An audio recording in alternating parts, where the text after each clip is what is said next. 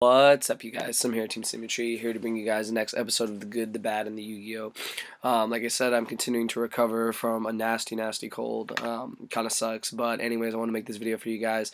Obviously, you can see I'm doing it on Wind Up. I asked you guys what you guys wanted to see. It was very close between Wind Ups and Chaos Dragons, and there was only one more Wind Up voted than Chaos Dragons, so I figured I'll do Wind Up first and then do Chaos Dragons for the next episode. First thing I wanted to say is that a lot of people think that this segment is a deck profile. It's not meant to be. It's not meant to be a deck profile. It's usually just something I had on file. So for this time, since people know people don't want to say that the deck is bad or whatever, I decided to make just like the main pieces of the deck and just like other cards that people run in the deck, i.e. Snowman Eater, and Thunder King. So we'll get into the basics. What's good about this deck? When it comes to windups, there's so much that's good about this deck. Let's be honest. Magician Shark is broken. You open it, you make your freaking Shockmaster, and it's like damn near over. Like, it kind of sucks. Like, that card is amazing, and now that it's been reprinted, a lot of people can make it. Windups is not an expensive deck at all. Your Tour Guides have been reprinted. Thunder Kings are common. Windup Rabbits are super. None of this stuff is really expensive. The factories are common. And, it really makes the deck, I wouldn't want to say budget, but it makes it not as expensive as some of the top tier decks, like Atlanteans, Mermails. Another thing that's good about it is that Wind Up Rat is, I think, one of the best cards in the deck. You top deck this, and it's kind of like, oh wow, I have another tour guide, because you go Wind Up Rat, you bring out a shark, or you bring out a rabbit, and you can just decrease the shark and make a 3. The beauty of Wind Up Rabbit and Rat is that you can just keep playing the rabbit dodge game with Wind Up Rat, which is really cool, because you just banish the rat. The rat will come by during your standby. You activate its effect to bring back the rabbit, and you just rinse and repeat. That's really cool. Everything revolves around the carrier Zen Mighty. Everyone remembers last format when windups were hated beyond belief because of the windup loop that just like destroyed an opponent's hand. And now that they've hit Zen Mighty to 1, it's done a little differently. They now have the Shockmaster loop. They have other loops that involve Zen Meister and other cards. The ability with Shark to make these 3 level 5s, Adrius, Tyrus, and Zenmoa, makes it, just a really versatile deck. It's able to make all the level 3s, especially Zen mains and other cards like that. And one thing I would say about this deck is that it's able to get out of very tough situations through either a wind-up rat, through a shark, through a magician, through a tour guide. Like you can go tour guide, shark, you can go tour guide. You can do so many combos. Like you can open even wind-up factory and wind-up rabbit and you're already winning. I mean, that's like amazing. Most decks cannot do that, where they open like 2 cards and they kind of already have advantage off the bat.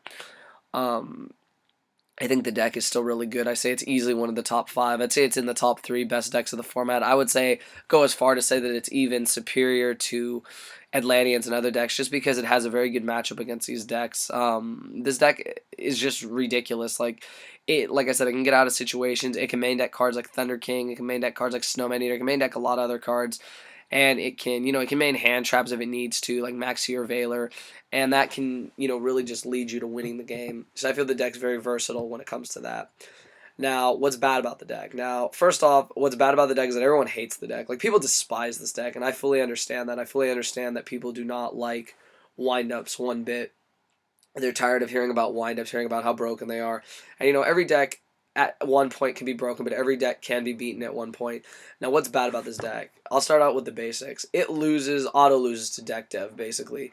If you're running Dark Worlds or you're running a deck that uses deck dev, you can just deck dev basically their entire hand. If you guys look at this little outline right here, if you ignore the Thunder Kings and even the Snowman Eaters, all these cards can be hit by Deck Devastation Virus. So basically, you could open with Deck Devastation Virus, get it off, and basically win the game because your opponent would be out of plays. Like if you hit all their rats, like it's basically over. The only thing they had to recycle them is Pot of Avarice. I feel that Deck Devastation Virus really does put in a lot of work against them. Another card that people are noticing puts in a lot of work in them is Mind Crush. Both my friends Wilson and Sergio, who topped YCS Tacoma, had this card in their side deck, as well as Leon, who took second place with Mermails. This card's amazing because you have to reveal Shark in order to special it, so you're able to Mind Crush it. Sometimes you can hit multiple Sharks, so I mean that's really cool. This does a lot of work too because people search with Wind Up Factory, so I feel that Mind Crush puts in a lot of work against that deck. Obviously, Max C slows down the deck. Max C slows down the deck because you have to decide at that point, do I continue going or not, because they can have Tragodia, or they can draw into Valor, and Valor your main play. Valoring the carrier is important. Valoring the magician is important, and just stopping the key play is very important. That's one thing that's another thing that's bad about the deck. Another thing that's bad about the deck is it can't handle big monsters. I'm mainly aiming towards Master Hyperion because I feel Hyperion is one of the best boss monsters in the game right now for the fact that its presence on field can completely change a game. And it's ridiculous that you can summon Hyperion, destroy a monster, and then destroy another one. Basically, you can kill two monsters in one turn with Master Hyperion, and I feel that that's really amazing. That's one example. Other examples are Chaos Dragons with Light Pulsar, Dark Flare, Red MD, etc. Boss monsters like BLS and Chaos Sorcerer also mess up this deck. This deck has a very hard time getting around big monsters because all their monsters are really weak, but they're combo-based monsters. They're not boss monsters. They're combo-based, and they use their effects to get around situations that normal monsters could not. I would say another card that really hurts them along the line of agents is easily Herald, Herald of the Orange Juice Light. Yes, I did say Orange Juice. My friend made me say that. I was asking him his opinion. He's a really good wind-up player, and he told me to call it Herald of Orange Juice Light. So, yeah, Herald's an amazing card against that deck because Herald can just negate like the Magician, negate the Rat, Rabbit. Like it can negate Rabbit. Rabbit is so hard to get around, you guys. Like this card is just like and being able to herald it is a great feeling. You can Valor it, like who cares? They can always do it next turn, but when you herald it, it's gone, and I think that that's just really cool. And I guess that covers like the bad part of it. Windups can draw really inconsistently as well. They can fall victim to cards like Deck Devastation Virus and lose to boss monsters like Hyperion, Grapha, all these boss monsters that people are running in their decks.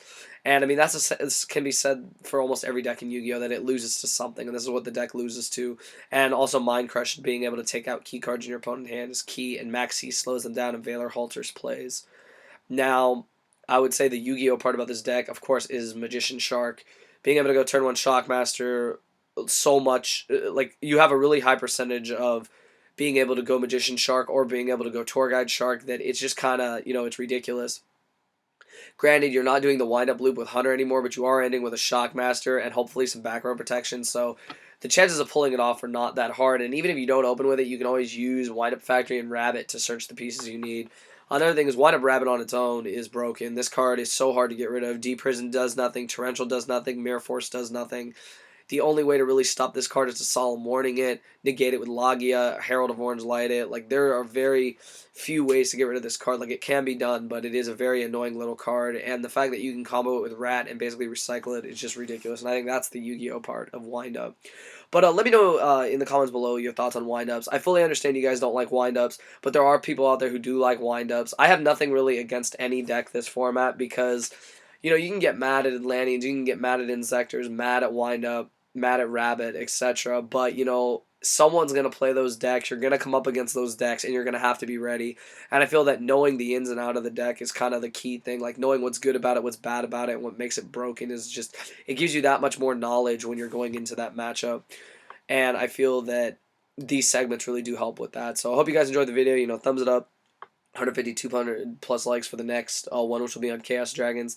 Once again, I apologize that I don't sound that well. I'm really trying to get over this cold, and I hope that hopefully Mama's homemade soup and everything will help me feel better. But I hope you guys enjoy these videos. Thumbs it up, and just let me know your thoughts on windups. What do you use to counter windups besides Needle Sealing? I forgot to mention Needle Sealing. That's really good. Summon Limit's good. All these other cards are good. But just comment below with your outs to wind up. It would really help us all learn more as players. So that's all I got to say, guys. So thumbs up the video, and thank you for watching.